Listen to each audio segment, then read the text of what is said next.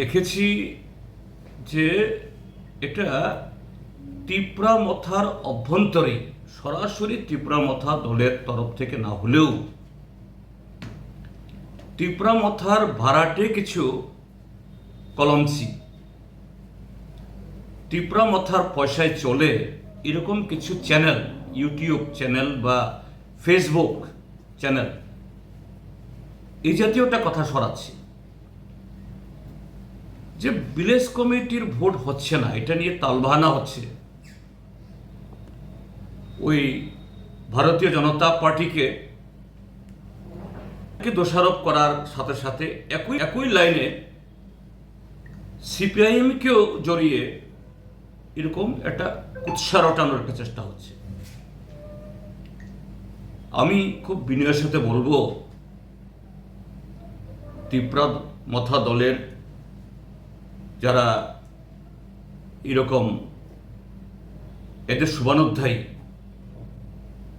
এদের টাকায় চলা এই সমস্ত ফেসবুক বা ইউটিউব চ্যানেলগুলোকে, আরে এই তিপ্রামথা দল কার সাথে আজকে সরকারে আছে, ঘর করছে? বিজেপির সাথে। সেই বিজেপি আরো 5 বছর আগে ভিলেজ কমিটির মেয়াদ শেষ, 5টা বছর ভোট করছে না। মন্ত্রিসভায় এই তিপ্রামথা সদস্যরা এর বিরুদ্ধে একটা কথা বলতে পারছেন না। বিধানসভাতে গিয়ে এটা নিয়ে কোনো আওয়াজ তুলতে পারছেন না। এই জোট থেকে বেরিয়ে আসতে পারছেন না।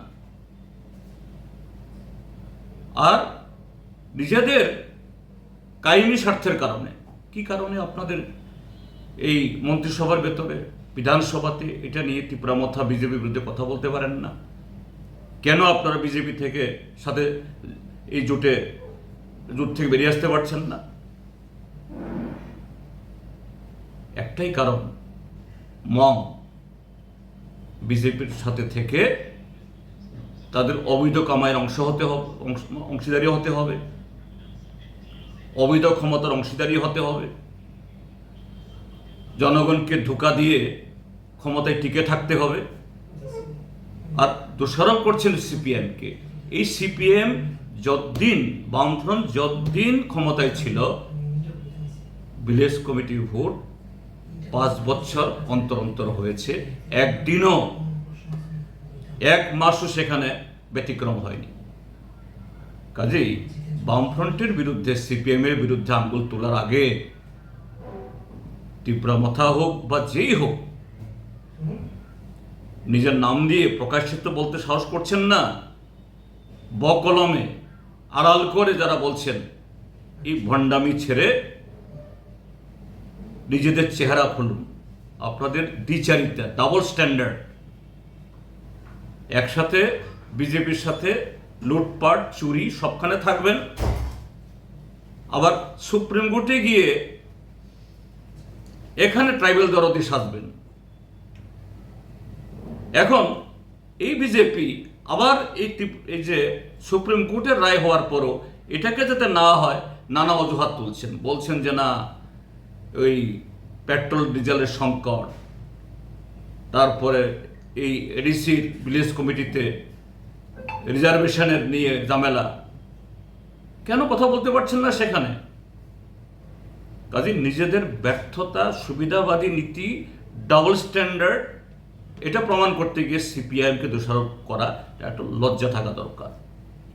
সিপিআইএম সবসময়েই যে কোনো নির্বাচন উইদিন দ্য টাইম এবং ফ্রি অ্যান্ড ফেয়ারলি, আমরা তার পক্ষে। সিপিআইএম এ সমস্ত ক্ষেত্রেতে মানুষের গণতান্ত্রিক অধিকার হরণে কোনোদিনই পিছপা হন না। কাজেই তারা এ সমস্ত কথা তোলার আগে একটু নিজেদের চেহারা আয়নায় দেখে তাদের যে চরিত্র, তাদের যে পাপ, এ সম্পর্কে ভালো করে একটু রপ্ত করুন। ত্রিপুরাজ্যের মানুষ সঠিকভাবেই তাদের জবাব দেবে একদিন।